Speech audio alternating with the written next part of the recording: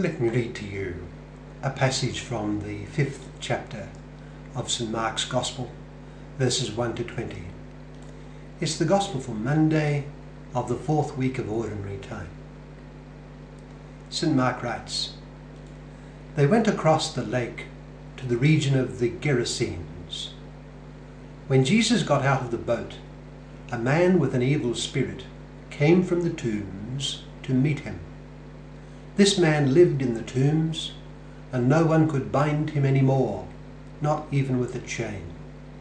For he had often been chained hand and foot, but he tore the chains apart and broke the irons on his feet. No one was strong enough to subdue him. Night and day, among the tombs and in the hills, he would cry out and cut himself with stones. When he saw Jesus from a distance, he ran and fell on his knees in front of him. He shouted at the top of his voice, 'What do you want with me, Jesus, Son of the Most High God? Swear to God that you won't torture me.'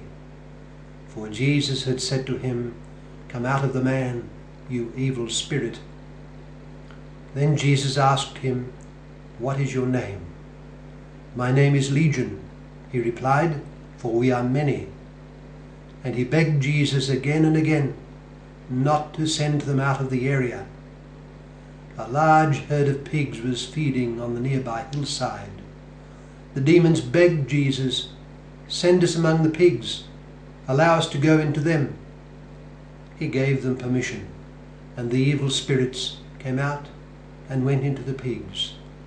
The herd, about 2,000 in number, rushed down the steep bank into the lake and were drowned.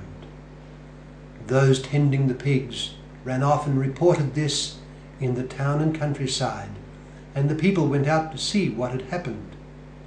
When they came to Jesus, they saw the man who had been possessed by the legion of demons sitting there, dressed and in his right mind, and they were afraid.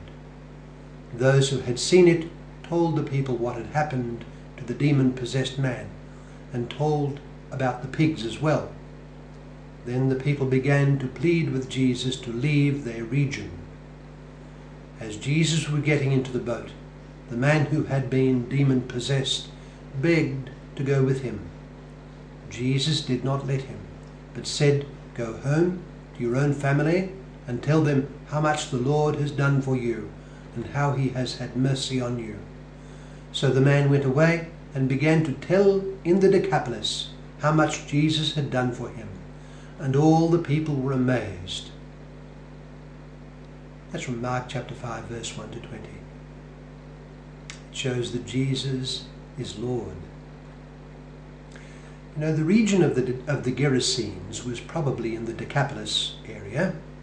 The Decapolis, meaning 10 cities, the Greek deca for 10, and polis for city, was a series of 10 cities, 9 being on the eastern side of the Jordan River, south and a little east of the Sea of Galilee, and 1, Scythopolis, the Hebrew or the Aramaic name was Beth Shean, was lying slightly west of the Jordan River and southeast of Nazareth. So the 10 cities were Greek in their founding and were centres of Greek and Roman culture in a region that was otherwise Semitic. As a matter of fact, the 10 cities may have included as many as 18 or 19 Greco-Roman cities. Broadly, they were located in modern-day Jordan, and each city had a certain degree of autonomy and self-rule. While there were cities in which the culture of the Greek colonists and the indigenous Semitic culture interacted and contended, they did serve for the diffusion of Greek culture. Some local deities began to be called by the name of Zeus, and in some cities Greeks began worshipping these local Zeus deities alongside their own god Olympios. There is evidence that the colonists adopted the worship of other Semitic gods, including Phoenician deities, and the chief Nabatean god Dushara. The worship of these Semitic gods is attested to in coins and inscriptions from the cities. I myself have visited the Decapolis region and viewed some of the extensive and impressive archaeological ruins. The Roman general Pompey conquered the area in 63 BC, and he was welcomed by the 10 cities, the Decapolis.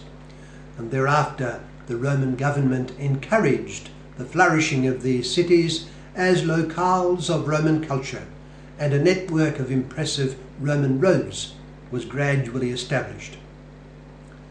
While our Lord stated to the Syrophoenician woman that he had been sent to the lost sheep of the house of Israel, he did have a passing involvement in heavily Gentile neighbouring areas. One of these, as the gospel that I read earlier shows, was the Decapolis region on the eastern side of the Sea of Galilee. Of course, being a Galilean, our Lord had had plenty and many contacts with partly and fully Gentile influences and persons. His own village of Nazareth was within walking distance of the city of Zephyrus, which was a booming and cosmopolitan centre.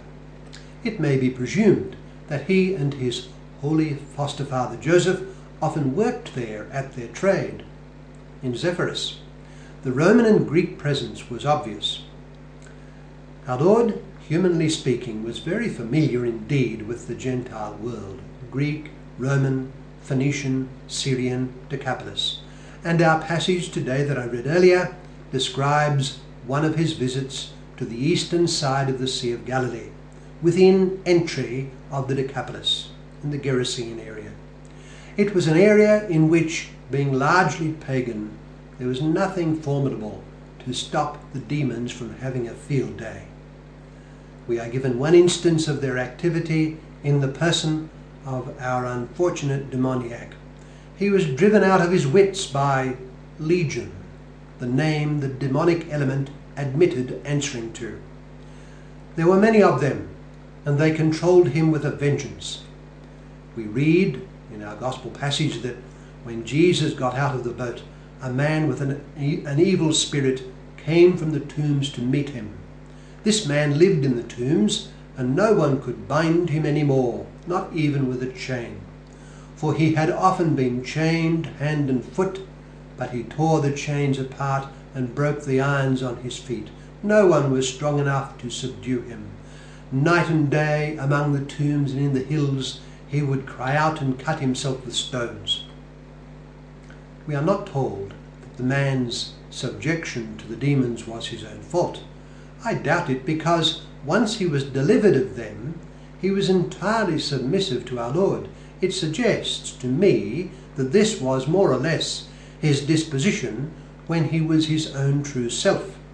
Be that as it may, we are certainly shown by this scene how great was the need of the world for a Redeemer, and we are shown how great a Redeemer it was who arrived. The demons, triumphant in their lonely arena, immediately were helpless before the one who had unexpectedly appeared. We read that, and I quote, when he saw Jesus from a distance, he ran and fell on his knees in front of him. He shouted at the top of his voice, "What do you want with me, Jesus, Son of the Most High God? Swear to God you won't torture me." For Jesus had said to him, "Come out of the man, you evil spirit." Mark chapter 5, verse 1 to 10. The demons knew their man, and they understood instantly that the game was up. All they could do was to plead for special treatment. What we see encapsulated here is that Jesus Christ is Master and Lord not only of God's own people, though not accepted as such, but was Master and Lord of the entire Gentile world. Christ effortlessly sent the demons packing and won an ardent follower. While our Lord is Lord of Lords, his lordship is to be freely accepted. He did not advance on Gerasenes and into the Decapolis as would the likes of Pompey. He departed at the request of the inhabitants, but sent on ahead of him our liberated demoniac, who traversed his home region, telling how much Jesus had done for him and all the people were amazed, we read. He was one of the earliest Decapolis followers of Jesus Christ, despite his limited knowledge, and one of the first to prepare the Decapolis for the Christian religion. Later, some cities proved receptive. Pella was a base for some of the earliest church leaders. Eusebius reports that the apostles fled there to escape the Jewish revolt. Pella was one of the cities. Our incident today manifests Christ's lordship and our mission to love and serve him by bringing his person and his teaching to the world around us.